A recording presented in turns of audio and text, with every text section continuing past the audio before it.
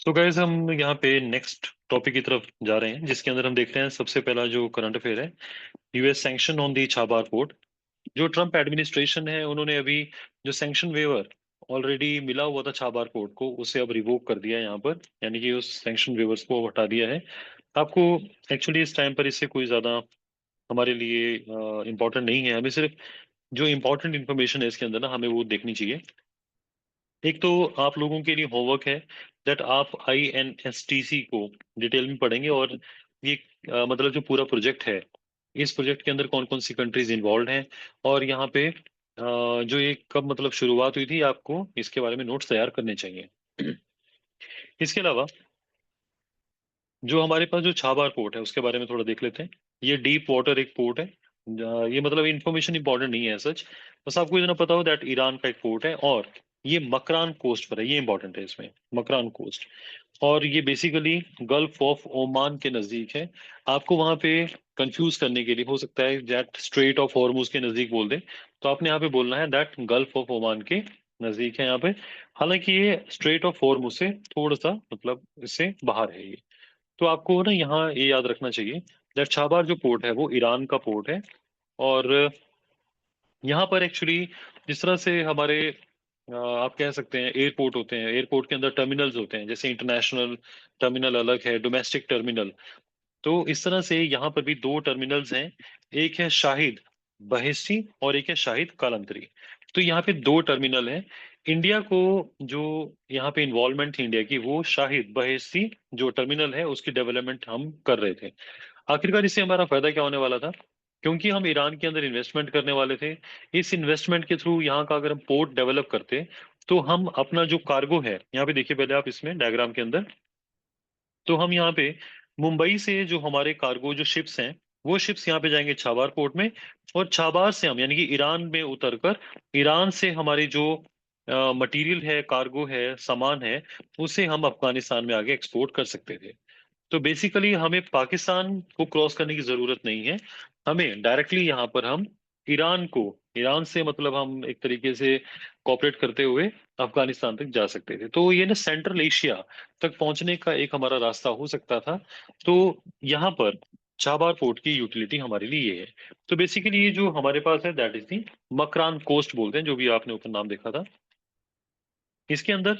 तो आपको यहाँ शाहिद बहिश्ती और शाहिद कालांतरी, तो शाहिद बहिश्ती आपको पता होना चाहिए, इस वाले हिस्से को हम डेवलप कर रहे थे यहाँ पर। हालांकि यहाँ पे चाइनीज इन्वॉल्वमेंट बहुत बढ़ गई है, और ईरान धीरे धीरे जो चाइनीज कंपनीज हैं उनको यहाँ पर ज्यादा मौके दे रहा है। तो ये अपने आप में अलग एक ऑन गोइंग बात चलती रहेगी। इससे अभी फिलहाल के लिए हमारे करंट अफेयर का कोई ज्यादा इंपॉर्टेंस ऐसा नहीं है प्रीलिम्स पॉइंट ऑफ व्यू से। और आपको इसके लिए एक चीज और याद रखनी है। यहाँ पर जो पोर्ट को डेवलप करने वाली जो एक सब्सिडरी है हमारी, उसका नाम है दैट इज IPGL। जो हमारे पास दैट इज जो इंडिया पोर्ट ग्लोबल एक लिमिटेड के नाम से है, इनकी एक कंपनी है that's India port global Chabahar free zone. इन्होंने यहाँ पर अपने ऑपरेशन 2018 से डेवलप कर रहे हैं इस एरिया को। तो बेसिकली हमें एक तो ये पता होना चाहिए। इसके बाद है दैट इंडिया ने अभी जो 7 नेचुरल साइट्स को ना यूनेस्को की टेंटेटिव लिस्ट के अंदर इन्वॉल्व किया है। टेंटेटिव लिस्ट का मतलब ये है कि अभी इनको यूनेस्को का जो एक वर्ल्ड हेरिटेज की टैग है वो भी नहीं मिला है। आपको सिर्फ इतना याद रखना चाहिए, अगर यहाँ पर बात की जाए वर्ल्ड हेरिटेज साइट्स की, तो सबसे पहले पता हो कि यूनेस्को जो है ना, ये किसी भी साइट को, किसी जगह को ये टैग दिया जाता है बाय द यूनेस्को। एंड यहाँ पर 69 हमारे पास टोटल अभी तक ये साइट्स हो जाएंगी। जैसे कि अगर हम देखते हैं 49 इस समय पर भारत में कल्चरल, 17 नेचुरल साइट्स हैं। नेचुरल का मतलब है जो नेचर, जैसे अगर मैं कंचनजुंगा की बात करूं तो कंचनजुंगा जो एक माउंटेन है वो एक नेचुरल साइट है। तो इसी तरह से 3 मिक्स्ड प्रॉपर्टीज, जैसे कंचनजुंगा की अगर बात करें तो वो कल्चरल पॉइंट ऑफ व्यू से भी इंपॉर्टेंट है, और नेचुरल जो एक पॉइंट ऑफ व्यू से, दोनों ही पॉइंट ऑफ व्यू से इंपॉर्टेंट होने की वजह से उसको मिक्स्ड बोलते हैं हम। तो बेसिकली अगर हम यहाँ पर 7 नेचुरल साइट्स को यहाँ पे, अगर इनका एंटाइटलमेंट हमें मिल जाती है तो हमारे यहाँ की लिस्ट जो है ना बड़ी हो जाएगी। तो as a part of homework आपको ना ये जो वर्ल्ड हेरिटेज साइट्स इंडिया में कहाँ कहाँ पर हैं वो एक मैप के अंदर आपको लोकेट कर लेनी चाहिए, और उनको याद करना है आपने कि कौन सी साइट कहाँ पर है। सो बेसिकली जो टेंटेटिव लिस्ट है वो कौन डेवलप करता है, कौन तैयार करता है यहाँ पे, ये कंपाइलेशन जो करता है वो आर्कियोलॉजिकल सर्वे ऑफ इंडिया करता है, ज्यादा इंपॉर्टेंट इसमें नहीं है फिलहाल के लिए, क्योंकि जब इनको टैग मिल जाएगा उसके बाद, अभी तो हमने टेंटेटिव लिस्ट का मतलब है इंडिया ने प्रपोजल भेजा है कि इंडिया में ये जो 7 साइट्स हैं, इंडिया की तरफ से हमें लगता है कि इन 7 साइट्स को वर्ल्ड हेरिटेज का टैग मिलना चाहिए साइट्स का। लेकिन अभी जब यहाँ पे वर्ल्ड हेरिटेज कमेटी की मीटिंग होगी उसमें ये डिस्कस किया जाएगा कि इनको टैग देना है या नहीं देना है, तो इस तरह से जो है ना ये प्रोसेस रहती है हाल फिलहाल। लेकिन ये अगर आप थोड़ा ध्यान रखेंगे, जैसे जो डेक्कन ट्रैप है, यानी कि जो महाराष्ट्र के एरियाज हैं, उन एरियाज के अंदर जो पंचगनी महाबलेश्वर का एरिया है उसे हमने एक तो इन्वॉल्व किया है, दूसरा है दैट इज सी geological heritage of the Saint Mary island cluster, ये कर्नाटका का है। तो आपको ये ना साइट्स पता हो, वहां पे एक्चुअली बेसाल्टिक रॉक्स मिली हैं, उस वजह से इनको यहाँ पे रखा गया है। और ये बेसाल्टिक रॉक्स जो है ना बहुत पुराने समय की हैं, क्रिटेशियस पीरियड की। तो आप कह सकते हैं कि 10 से मतलब आप कह सकते हैं 6 से 10 करोड़ साल पुराने ये रॉक्स हैं इन जगहों पे, जो सेंट मैरी आइलैंड क्लस्टर है कर्नाटका का, इसे भी हमने लिस्ट में रखा है। इसी तरह से मेघालयन एज केव्स हैं मेघालय के अंदर, जिन्हें हम मोमलू केव्स के नाम से जानते हैं यहाँ पे, उन्हें भी हमने यहाँ पर लिस्ट में रखा है। नागा हिल्स के जो ओफ्यूलाइट हैं उनको भी हमने, ये भी एक तरह के रॉक्स हैं, पत्थर हैं, इनको भी हमने यहाँ पर लिस्ट में जगह दी है। और ये बेसिकली हमें बताते हैं कि जो ओशन का बहुत पुराने समय में जो बेस हुआ करता था, जो उसका फ्लोर था, वो कैसे यहाँ पर अपलिफ्ट हुआ है। और कॉन्टिनेंटल प्लेट्स, यानी कि जहाँ पर आज हम रह रहे हैं उन कॉन्टिनेंटल प्लेट्स के ऊपर वो जो ओशियनिक फ्लोर है वो यहाँ पर आके सेटल हुआ था। तो ओशियनिक क्रस्ट यहाँ तक जैसे पहुंच गई थी। तो नागा हिल्स में जो ओफ्यूलाइट है नागालैंड के, उनको भी लिस्ट में जगह दी गई है। नेक्स्ट यहाँ पे एरामटी दिबालू, जो रेड सैंड हिल्स हैं, ये आंध्र प्रदेश की हैं, इन्हें भी हमने यहाँ पर जगह दी है। और नेचुरल हेरिटेज है of the Tirumala hills Andhra Pradesh. इसी तरह से वर्कला क्लिफ है केरला की। तो आपको ना मेनली एक एक इनका पता हो कि वर्कला जैसे क्लिफ, वो आपको मैचिंग में डाल देगा कि रिसेंटली इसको डाला गया था, तो मैचिंग में वहाँ हो सकता है कर्नाटका, केरला, तमिलनाडु, आंध्र प्रदेश डाल दे, तो आपको वहाँ कंफ्यूज नहीं होना है। तो आपने क्या है, वर्कला क्लिफ जो है ना ये मतलब डायरेक्टली मैच करती हैं इससे, केरला से। तो इस तरह के क्वेश्चन यहाँ पे बनाए जा सकते हैं। नेक्स्ट यहाँ पे जो करंट अफेयर है that is about the N E spark. तो आपको ये एक स्कीम है और एक प्रोग्राम है, आप इसको कह सकते हैं, क्योंकि ये नॉर्थ ईस्ट के लिए बनाया गया, तो आपको इसमें पता होना चाहिए स्पार्क का यहाँ पर है मतलब क्या है। इसके अंदर देखिए यहाँ पे north east student programme for the awareness reach and the knowledge on space, यानी कि स्पेस की नॉलेज को लेकर जो नॉर्थ ईस्ट के स्टूडेंट्स हैं उनमें अवेयरनेस फैलानी है हमने। तो उस चीज को ध्यान में रखते हुए साइंस को, टेक्नोलॉजी को, इंजीनियरिंग और मैथमेटिक्स को हमने वहाँ प्रमोट करना है। तो ये इसका बेसिक जो है ना यहाँ एम है। जब भी हम स्टेम की बात करते हैं ना, स्टेम का मतलब होता है जब साइंस की, टेक्नोलॉजी की, इंजीनियरिंग की और मैथमेटिक्स की बात की जाए, तो that is known as STEM. इसके अंदर यहाँ पे एक मिनिस्ट्री है दैट इज दी जो नॉर्थ ईस्ट रीजन को डेवलपमेंट के लिए रिस्पॉन्सिबल है, वो मिनिस्ट्री। और यहाँ पे जैसे एक जो north eastern space application centre जो इसरो का है, ये दोनों ही कोलैबोरेट करके इस स्कीम को या इस प्रोग्राम को रन कर रहे हैं। इसके अंदर 100 स्टूडेंट्स को यहाँ पर, जो 800 स्टूडेंट्स हैं, मेरिटोरियस स्टूडेंट्स हैं साइंस बैकग्राउंड से, उन लोगों को यहाँ इसरो के सेंटर्स में जो कि बेंगलुरु में है ना, वहां जाने का मौका मिलेगा। हर स्टेट से 100 स्टूडेंट्स वहां पे चूज किए जाएंगे। तो नॉर्थ ईस्ट में टोटल 8 स्टेट्स हैं, हर स्टेट से वहां पे अगर 100 को चूज करते हैं तो 800 स्टूडेंट्स को वहां तक बेंगलुरु के जो इसरो सेंटर है वहां पे जाने का मौका दिया जाएगा। नेक्स्ट है that is the Bonard standard. Bonard standards क्या होते हैं? एक्चुअली बोनार्ड स्टैंडर्ड्स क्या है, जैसे मान लीजिए कि अगर आपने सुना होगा कि जो हमारे कई ऐसे पत्रकार होते हैं जो कि अपना इंडिपेंडेंटली क्रिटिसाइज करते रहते हैं, वो गवर्नमेंट को भी, या बड़े बड़े जो सेलिब्रिटीज हैं या जो बड़े इंडस्ट्रियलिस्ट हैं, उनकी पॉलिसीज को, उनके एक्शंस को, उनके एम को लेकर वो कभी ना कभी क्रिटिसाइज करते रहते हैं। चाहे वो अपने चैनल्स के थ्रू करें या कोई अपने ट्वीट के थ्रू करें, सोशल मीडिया के थ्रू करते हैं वो। तो कई बार क्या होता है ना, ऐसे लोगों को रोकने के लिए जो इंडस्ट्रियलिस्ट वगैरह हैं या सेलिब्रिटीज हैं, वो आमतौर पे ना उनके ऊपर डेफेमेशन केस कर देते हैं, यानी कि मानहानि का दावा कर देते हैं। यानी कि जैसे मान लीजिए जो अडानी है, ये इन रियलिटी ऐसा ही हुआ था। अडानी जो उनकी जो कंपनी है अडानी एंटरप्राइजेस, उनके ऊपर ना इसी तरह के बातचीत या उनके जो पॉलिसीज को लेकर, उनके एक्शंस को लेकर क्रिटिसाइज कर रहे थे बहुत सारे पत्रकार। तो अल्टीमेटली अडानी की जो कंपनी है उन्होंने क्या किया, यहाँ पे एक डेफेमेशन केस जो है वो स्टार्ट कर दिया। तो जो जज है, जज ने बिना यहाँ पर उन पत्रकारों का एक पॉइंट ऑफ व्यू समझे बिना पहले ही जो अडानी है उनके फेवर में एक आप कह सकते हैं डिसीजन दे दिया कि हाँ, ये अगर बातचीत सोशल मीडिया पे पत्रकार फैलाते रहे तो इससे जो अडानी है या उनकी जो कंपनी है उनकी इमेज को नुकसान पहुंच सकता है। तो इसीलिए इसे बोला जाता है that is the Bonard standard. तो बोनार्ड स्टैंडर्ड क्या है यहाँ पर, ये एक वो कंडीशंस का सेट है ताकि इन कंडीशंस के पूरा होते ही जो ट्रायल ट्रायल का मतलब होता है जब दूसरे पक्ष को भी सुनवाई का मौका दिया जाए, उन लोगों को सुने बिना ही जब ऐसी एक इंपॉर्टेंट कंडीशन वहां पे डेवलप हो जाए जिसकी वजह से किसी व्यक्ति की जो डेफेमेशन है उसको रोकना जरूरी हो जाए, उसको बोलते हैं हम दैट इज द बोनार्ड स्टैंडर्ड। तो बेसिकली इसके अंदर हम क्या देखते हैं यहाँ पे, जब हम इंजंक्शंस का मतलब यहाँ पर होता है किसी के ऊपर रोक लगाना। प्री ट्रायल का मतलब है जब जज साहब एक पक्ष को सुने और दूसरे पक्ष को सुनने का मौका ही ना दिया जाए। तो कई बार ना वो कंडीशंस हमने सेट की होती हैं कि कब कब जो जज साहब हैं वो बिना दूसरे पक्ष को सुने हुए अपनी मतलब इस तरह से एक पक्ष के लिए, यानी कि एक पार्टी के वो सपोर्ट करते हुए वो ये ऐसी जगहों पे उन पत्रकारों को रोक दें। तो उसको हम बोलते हैं, उन कंडीशंस को बोलते हैं बोनार्ड स्टैंडर्ड। तो बेसिकली ना ये जो स्टैंडर्ड्स हैं, ये हमने यूनाइटेड किंगडम में एक केस हुआ था, बोनार्ड वर्सेस पेरीमैन। ये इंपॉर्टेंट नहीं है हमारे लिए कहाँ से हमने इनको बोरो किया है।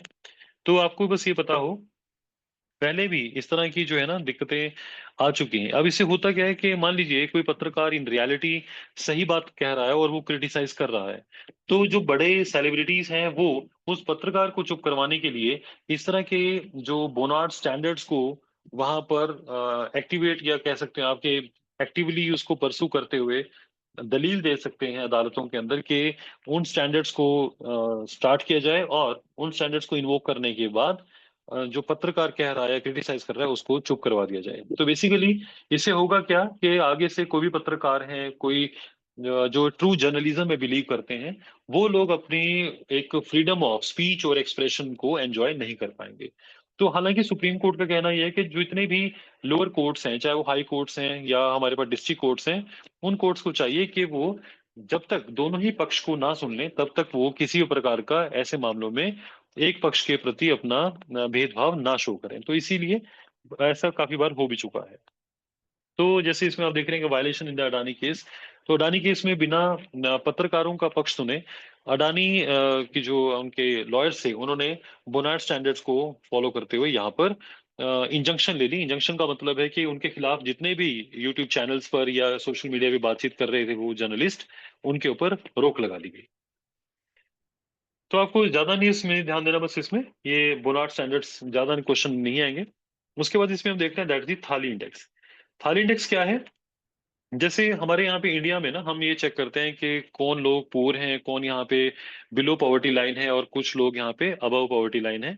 तो बेसिकली थाली इंडेक्स का मतलब यहाँ पर ये है, जब हम किसी की थाली को हम अगर मेजर कर लें, जैसे कि उसकी थाली में हम क्या चीज चेक करते हैं किसी पर्सन की, कि क्या वहां पर जो बेसिक और बैलेंस्ड मील वो अफोर्ड कर पा रहा है, जैसे कि राइस, दाल, रोटी, वेजिटेबल, कर्ड और सैलेड। तो अगर किसी की थाली में या कोई पर्सन अपनी थाली में ये चीजें अफोर्ड कर पा रहा है तो दैट मीन्स वो एक मतलब अ, मतलब किस लेवल का, किस न्यूट्रिशन लेवल की वो चीजें अफोर्ड कर पा रहा है। इन चीजों से हम आइडिया लगा लेते हैं कि इंडिया की जो पॉपुलेशन है वो कितने लोग हैं जो इसको अरेंज कर पा रहे हैं, कितने लोग हैं जो इतना अरेंजमेंट भी नहीं कर पा रहे हैं। इससे हमें यहाँ पर ना पॉवर्टी का एस्टिमेट लगना स्टार्ट होता है। सो बेसिकली इसके अंदर हम यहाँ पर सिर्फ देखिए, बहुत पहले जो कुछ कमेटीज थी, अभी हम देखेंगे भी उसमें कुछ कमेटीज ने बताया था कि आखिरकार इंडिया में कैसे पता करेंगे कुछ लोग जो हैं यहाँ पर गरीब हैं और कुछ जो है ना गरीबी रेखा से ऊपर हैं। तो उसके लिए पहले हम यहाँ देखते हैं कि ये आपको बहुत फेमस क्वेश्चन है गाइस, आपको ना इनकी क्रोनोलॉजी पता होनी चाहिए। यहाँ पर 1962 में एक वर्किंग ग्रुप आया था, यानी कि जैसे वर्किंग ग्रुप बोलते हैं जो जो गवर्नमेंट कुछ लोगों को रिस्पॉन्सिबिलिटी देती है कि आप पता कीजिए इंडिया में गरीब हम किसे कहें। तो उन्होंने कहा था कि अगर कोई पर्सन रूरल एरिया के अंदर पर मंथ और अर्बन एरिया के अंदर 25 रुपीज और रूरल एरिया में 20 रुपीज का जो यहाँ per capita per month food के ऊपर या नॉन फूड नीड्स के लिए अपने पैसे खर्च कर रहा है पर मंथ, तो उस व्यक्ति को हम जो है ना गरीब नहीं कहेंगे। जो इनसे कम खर्च कर रहा है पर मंथ उसको हम गरीब कह सकते हैं। उसके बाद गाइस वीएम दांडेकर और एन रथ 1971, ये आपको ना पता होना चाहिए कब कब पॉवर्टी से जुड़े हुए हमारे पास कमेटीज बनाई गई हैं या इस तरह के ग्रुप्स बनाए गए हैं। तो उन्होंने जो दांडेकर और रथ ने ये कहा था कि जो पर्सन इंडिया के अंदर पूरे दिन में 2250 कैलोरी मतलब वो उसको अरेंज कर पाता है या उसके लिए एक्सपेंडिचर करता है इतनी एनर्जी लेने के लिए, तो उस पर्सन को हम गरीब नहीं कहेंगे। इसी तरह से वाई की अलग कमेटी आई थी 1979 में, जो कि ये बता रही थी कि अगर रूरल एरिया में कोई पर्सन डेली 2400 किलो कैलोरी और अर्बन एरिया में 2100 किलो कैलोरी अरेंज कर पा रहा है या उसको उसकी बेसिक नीड को पूरा कर पा रहा है, तो वो पर्सन जो है ना वो गरीब नहीं है। तो आपको ना बेसिकली इसके अंदर की सिर्फ ये याद रखना है किसने कैलोरी के बेस पे गरीबी रेखा को आंका, किसने यहाँ पे अर्निंग के बेस पर जो है ना गरीबी रेखा को अपने एक कह सकते हैं मेजर करने की बात कही है।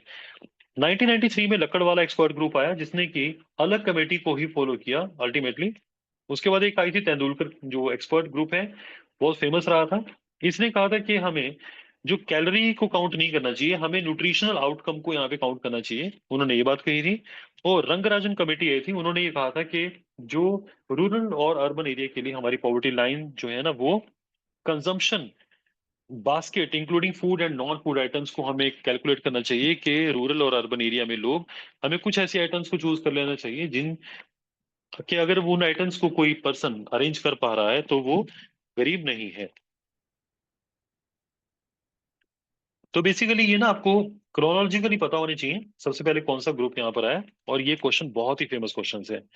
तो इसी तरह से ना हम इंडिया में जब पॉवर्टी को मेजर करते हैं ना तो हम थाली इंडेक्स यूज करते हैं जिसके अंदर हम सिर्फ यहाँ पे कैलोरी की बात नहीं करते, यहाँ पे न्यूट्रिशन और सेटिस्फेक्शन को भी हम इंक्लूड करते हैं। तो सिंपल और कुछ नहीं है इसमें ज्यादा, आपको सिर्फ इतना पता होगा तो भी चलेगा।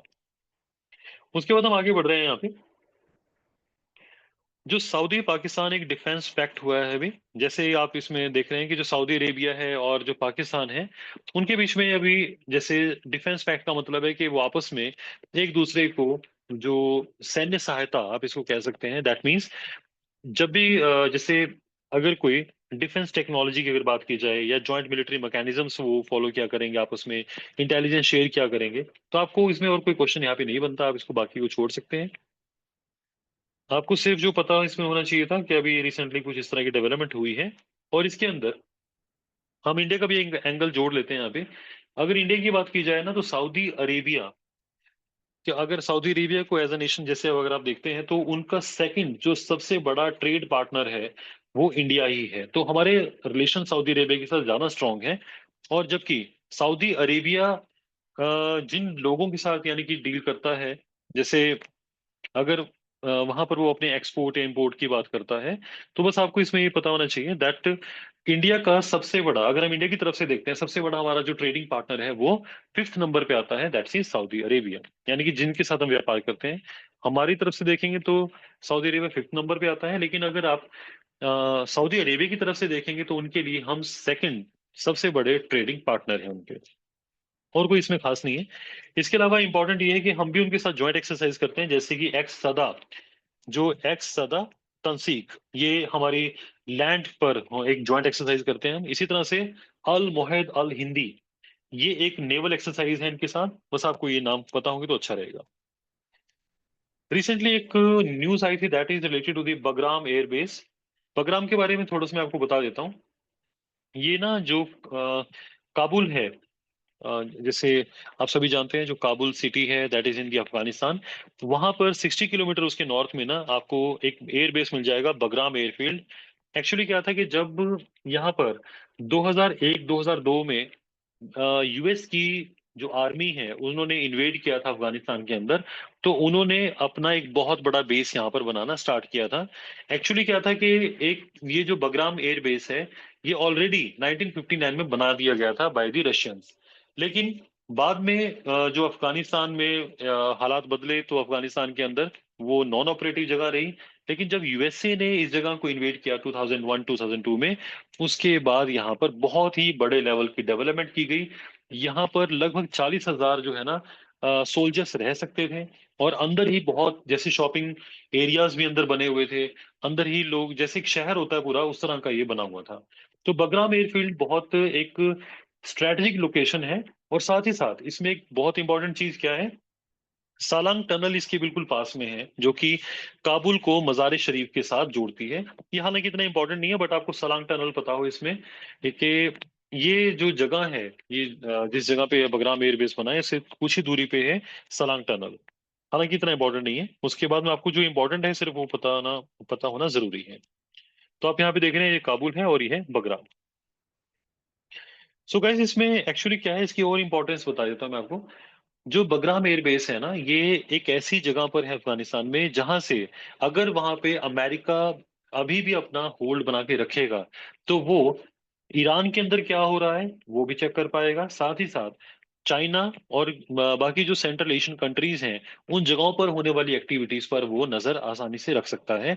क्योंकि ये जो जगह है काफी ज्यादा डेवलप की गई थी बाय दी जो बिडन, उस समय पर जो बिडन थे तब उन्होंने इसको डेवलप किया था। और लेकिन उस समय पर जब यहाँ पे 2021 में यूएस की जो फोर्सेस हैं वो अफगानिस्तान को छोड़कर जा रही थी, उस समय पर भी ट्रम्प ने ये प्रोटेस्ट किया था कि बगराम एयरबेस को नहीं छोड़ना चाहिए। तो रिसेंटली बगराम एयरबेस को दोबारा से लेने के लिए जो ट्रम्प है उन्होंने जोर लगाया है और ये कहा है अफगानिस्तान को कि बगराम एयरबेस उनका है। बेशक कंट्री अफगानिस्तान की है, लेकिन बगराम एयरबेस यूएस का ही रहेगा। हालांकि अफगानिस्तान ने डायरेक्टली मना कर दिया है कि वो ये एयरबेस उनको नहीं देंगे। उसके बाद हम आगे बढ़ रहे हैं यहाँ पे। That's see Ashok Kumar tiger reserve जो न्यूज में था, उसमें क्या है दैट वहां पर एक जो टिग्रिस है, झुमरी जिसका नाम है, उसे बांधवगढ़ यानी कि मध्य प्रदेश से यहाँ पे लाया गया है। और अचनकमार टाइगर रिजर्व है, दैट इज इन दी छत्तीसगढ़। तो आप लोगों को ना एक टाइगर रिजर्व्स का भी लिस्ट तैयार करनी चाहिए, और मैप के ऊपर किस किस स्टेट के अंदर कौन कौन से टाइगर रिजर्व्स हैं उनकी एक आपको मैपिंग कर लेनी चाहिए। इस पे बहुत सारे जो है ना क्वेश्चन आते हैं। तो और कुछ यहाँ पे इंपॉर्टेंट नहीं है इसके अलावा। इंटरनेशनल रेड पांडा डे, इसको में देख लेते हैं यहाँ पे। ये आपको पता होना चाहिए बिकॉज ये एनवायरमेंटल पॉइंट ऑफ व्यू से इंपॉर्टेंट होते हैं, और जो रेड पांडा है वो वैसे भी बहुत फेमस है। तो थर्ड जो सैटरडे होता है सितंबर के अंदर, उस समय पर हम इंटरनेशनली जो रेड पांडा डे सेलिब्रेट करते हैं।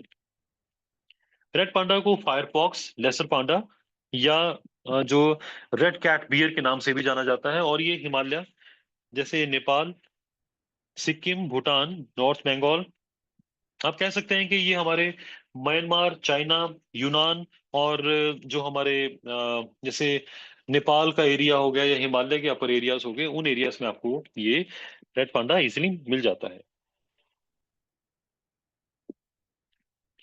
एक इसी तरह की जो स्पीसीज है वो चाइना में मिलती है, उसको हम बोलते हैं दैट्स चाइनीज रेड पांडा। जो हमारे यहाँ पे मिलता है that's Himalayan red panda. Red panda जो है ना, एक आमतौर पे आपको 2200 से लेकर 4800 मीटर की ऊंचाई पर मिलने वाले ये एक जैसे जो इन एरियाज में मिलेंगे, तो आपको इतनी हाइट पर ही ये मिलेंगे। और साथ ही साथ अगर हम इनके रहने की जगहों की बात करें, तो डेसिडुअस एंड कॉनिफरस जो फॉरेस्ट हैं, वहां पर ये ज्यादा पाए जाते हैं। सिक्किम का ये स्टेट एनिमल है, 1990s में ही इसको घोषित कर दिया गया था वहाँ का स्टेट एनिमल। और दार्जिलिंग टी फेस्टिवल का ये मैस्कट भी रह चुका है, यानी कि मैस्कट होता है जो as a part of promotion हम यूज करते हैं। इसके अलावा और कोई इन्फॉर्मेशन, यहाँ पर एक चीज और इम्पोर्टेंट है। दार्जिलिंग में हमने जो रेड पांडा है इनकी एक कैप्टिव, कैप्टिव का मतलब है इनको मतलब एक तरीके से देख रेख रखते हुए इनको हमने ब्रीडिंग प्रोग्राम इनके लिए स्टार्ट किया था। तो वो जगह थी that's Padmaja Naidu Himalayan zoological park Darjeeling. ये वैसे भी क्वेश्चन आ जाता है कि पद्मजा नायडू जोलॉजिकल पार्क कहाँ पर है, तो आपको पता होना चाहिए दार्जिलिंग के अंदर है। इसी तरह से जो सिंगालीला और जो न्योरा वैली है, ये नॉर्थ बंगाल की है। ये वैलीज के अंदर ना इसकी काफी ज्यादा एक ट्रैफिकिंग होती है, इलिसिट ट्रैफिकिंग, यानी कि इसकी तस्करी की जाती है। तो आपको ना ये पता होना चाहिए सिंगालीला और जो न्योरा वैली नेशनल पार्क है वो बंगाल के अंदर है। ये आप देख रहे हैं दैट्स अ रेड पांडा।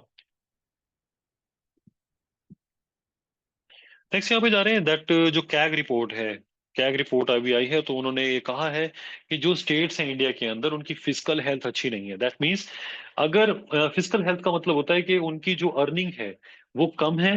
जैसे मान लीजिए अगर मैं पंजाब की बात करता हूँ तो पंजाब का बहुत ही एक जो कह सकते हो आप, जो फिजिकल हेल्थ है वो अच्छी नहीं है। उसके विषय यहाँ पे कारण बहुत हैं, लेकिन इसका सिंपली मतलब ये होता है कि जो गवर्नमेंट है पंजाब की, या जिस भी स्टेट की अगर आप लेना चाहें, तो वहां की गवर्नमेंट की अर्निंग कम है जबकि एक्सपेंडिचर काफी ज्यादा है। और वो एक्सपेंडिचर फिर आपको लगेगा वो क्या कहाँ से आ रहे हैं। मान लीजिए जैसे अगर वो अर्निंग 100 रुपीज कर रहे हैं, लेकिन उनका जो खर्चा हो रहा है वो 110 120 रुपये हो रहा है वहां पर। तो दैट मीन्स वो जो 100 के ऊपर जो उनकी अर्निंग से ज्यादा जो उनका खर्चा हो रहा है वो बेसिकली वो एज अ लोन बोरो कर रहे हैं। तो बोरो भी आप एक लिमिट तक कर सकते हैं। तो इसीलिए ये बहुत चिंता की बात है कि इंडिया के स्टेट्स जो है ना अभी बहुत ज्यादा बोरोइंग वो कर चुके हैं और बर्डन अप हैं। जो पैसा उन्होंने बोरो किया वो एक दिन वापस लौटाना भी है। तो इसीलिए यहाँ पर जो controller and auditor general of India है उन्होंने अपनी ये रिपोर्ट दी है। तो इसके अंदर आपको जो ब्रॉडली पता होना चाहिए कि स्टेट वाइज जो है ना पंजाब सबसे ज्यादा यहाँ पे बर्डन अप है। यानी कि इनकी जो आप कह सकते हैं जो डेट रेशो है, यानी कि जो ऋण एक ले रखा है इन लोगों ने, पंजाब के 40% इसके डेट रेशो में है, नागालैंड 37%, वेस्ट बंगाल 33%। तो ये आपको ना जो तीन सबसे बड़े जो इस एक तरीके से जो डेट के अंडर अभी परफॉर्म कर रहे हैं स्टेट्स, इनके बारे में थोड़ा पता होना चाहिए। इसके अलावा और जरूरत नहीं है अभी। तो ये स्टेट्स जो स्टेट्स हैं हमारे पास, ये लोन कहाँ से लेते हैं? ये बेसिकली जब आप इकोनॉमी अच्छे से करते हैं तो इकोनॉमी में आप वहां पे भी लर्न करते हो कि ट्रेजरी बिल से या बॉन्ड से या रिजर्व बैंक के एक वेज एंड मीन्स एडवांसेस होते हैं, उनके थ्रू, यानी कि आरबीआई से अगर आप कोई स्टेट बोरो करना चाहता है तो वो वेज एंड मीन्स के थ्रू यहाँ पर उधार ले सकता है पैसा आरबीआई से। इसी तरह से स्टेट जो है एलआईसी से भी बोरो करते हैं, नाबार्ड से भी बोरो करते हैं। तो आपको कुछ एरियाज पता होने चाहिए कि कहाँ कहाँ से बोरोइंग की जाती है। रिसेंटली सावलकोट जो है हाइड्रो पावर प्रोजेक्ट की भी अभी न्यूज में था। तो सावलकोट जो हाइड्रो पावर प्रोजेक्ट है वो चेनाब रिवर पर है, सीधी बात ये है। और ये 1856 मेगावाट का मतलब एक रिवर के ऊपर बनाया हुआ हमने हाइड्रो पावर प्रोजेक्ट है। और ये दैट इज चेनाब रिवर। और ये रामबन एरिया है J&K के अंदर, वहां पर ये डैम हमने बनाया है, सावलकोट। तो इसके अलावा जो है ना आपको और इसके अंदर क्वेश्चन यहाँ पे आएगा ये चेनाब के ऊपर ही और दूसरे प्रोजेक्ट्स कौन कौन से हैं, ये क्वेश्चन आ जाता है। That is he Dulhasti project at the Kishtwar. और एक आता है Baglihar project in the Ramban area. और एक है सलल प्रोजेक्ट एट दी जो रियासी। आपको इसमें सिंपली पता होना चाहिए दुल्हस्ती, बगलीहार और सलल जो रिवर्स हैं इनके ऊपर ये बहुत ही फेमस हाइड्रो पावर प्रोजेक्ट्स हैं। इसी तरह से सावलकोट प्रोजेक्ट भी आपको मैंने अभी बताया वो रामबन एरिया J&K में है, वो भी चेनाब के ऊपर है। नेक्स्ट है यहाँ पे arjuna 2025 PN7। That's a newest quasi satellite of earth.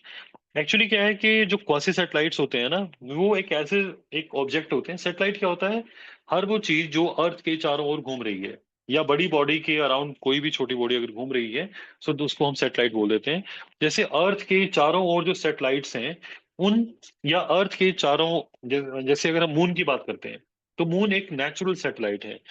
इसी तरह से जब भी हम कभी क्वासी सैटेलाइट्स की डेफिनेशन या वर्ड बोलते हैं तो इसका मतलब होता है एक तरह से ऐसे ऑब्जेक्ट्स हो सकते हैं जो कि वो बेसिकली वो सन के अराउंड वो घूम रहे हैं, लेकिन वो अर्थ का जो ऑर्बिट है ना उसमें घूम रहे हैं। वो लगभग वो सन को उसी तरह से फॉलो कर रहे हैं जैसे अर्थ सन के चारों ओर चक्कर लगा रही है, उसी एक पर्टिकुलर डायरेक्शन में और उसी रास्ते पर ये ऑब्जेक्ट भी वहां पर मूव कर रहे होते हैं।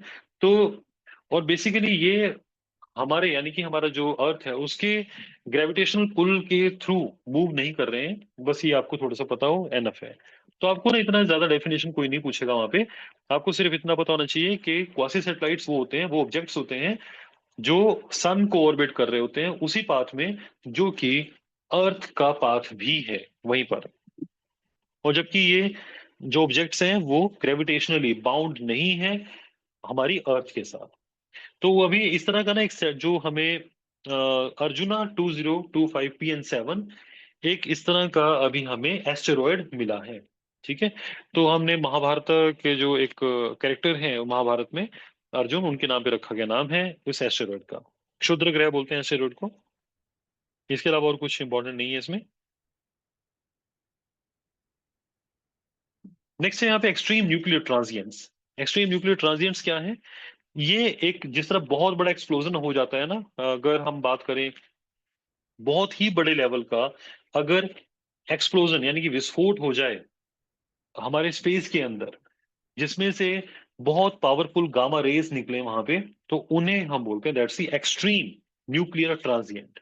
सो बेसिकली बहुत बड़े जब स्टार्स होते हैं उनके अंदर ब्लास्ट होता है, तो उस समय पर वहां पर आप कह सकते हैं कि वो इतने बड़े स्टार्स होने चाहिए कि हमारा जो सन है उससे 3 गुना बड़े हों। जब वहां पर ऐसा कभी होता है तब उसमें से बहुत बड़े लेवल पे एनर्जी रिलीज होती है, that is the extreme nuclear transients. बस आपको इतना रहेगा तो एनएफएस में। ग्लोबल इनोवेशन इंडेक्स 2025, इंडिया ने अभी रिसेंटली अपनी जो एक रिपोर्ट आई थी, या इसमें आप कह सकते हैं एक इंडेक्स से रिलेटेड जो डेटा अभी रिलीज किया था विपो ने। विपो क्या है? That's see World intellectual property Organization, विपो। इनका ये एक इंडेक्स है which is known as a Global Innovation Index 2025।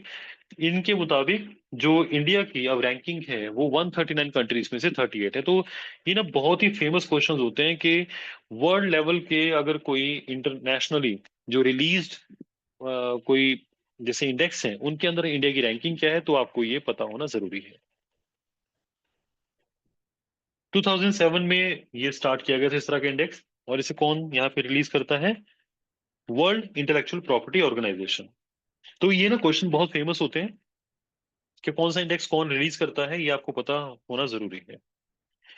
और इंडिया की जो रैंकिंग है वो, जैसे अगर हम पिछले 10 साल की अगर बात करते हैं तो इंडिया कहाँ 81st रैंक पे था, और आज वो 38th रैंक पर है। ये बहुत बड़ी बात है। हालांकि टॉप रैंक इकोनॉमीज भी आपको पता होनी चाहिए। इसमें नंबर 1 पे स्विट्जरलैंड, स्वीडन और यूएसए। हमेशा आपको टॉप 3 पता होने जरूरी हैं। हालांकि जो चाइना है, चाइना के बारे में फैक्ट याद रखा जा सकता है कि पहली बार चाइना टॉप 10 में आ चुका है। और अगर हम वर्ल्ड में इनोवेटिव जो क्लस्टर्स हैं, यानी कि वो एरियाज जहाँ पे इनोवेशन को बहुत प्रमोट किया जा रहा है, तो वहां पर शेंजन, हांगकांग, ग्वांजू जो ये एरिया है that is in the China, first rank इस एरिया को मिला है कि यहाँ पे बहुत बड़े लेवल पे इनोवेशन हो रही है। और इसी तरह से टोक्यो, योकोहामा, और ये सेकंड एक क्लस्टर एरिया है, ये एक वो क्षेत्र है जापान का जहां पर मतलब काफी बड़े लेवल पर इनोवेशंस को प्रमोट किया जा रहा है। तो इस तरह से आपने ना ये कुछ इन्फॉर्मेशन को भी ध्यान में रख लेना है। सो गाइस, इस सेशन के लिए ये वाले जो करंट अफेयर हैं ये इंपॉर्टेंट थे। और आई फील कि इसमें जो जितना मैंने आपको बताया कि यहाँ पर आपके लिए इतना इंपॉर्टेंट है, सिर्फ आप उतना ही मार्क करें, उतने को ही अगर नोट डाउन कर लें, उतने को याद रख लें, तो आपके लिए अनफ रहेगा। और जब भी कोई आप प्रोग्राम या कोई नई स्कीम, कोई नया इंडेक्स या कोई नई जो एक्सरसाइज है उसको आप पढ़ते हैं, तो उस समय पर उसको बहुत ही जो कंसाइज नोट्स वहां पे अगर आप बना लेंगे तो आपके लिए अच्छा रहेगा। और बार बार इसकी रिवीजन जरूर कीजिए। इससे आपके आने वाले टाइम में जो करंट अफेयर्स हैं वो आपको बार बार पढ़ने नहीं पड़ेंगे उसमें। Okay guys, thank you so much.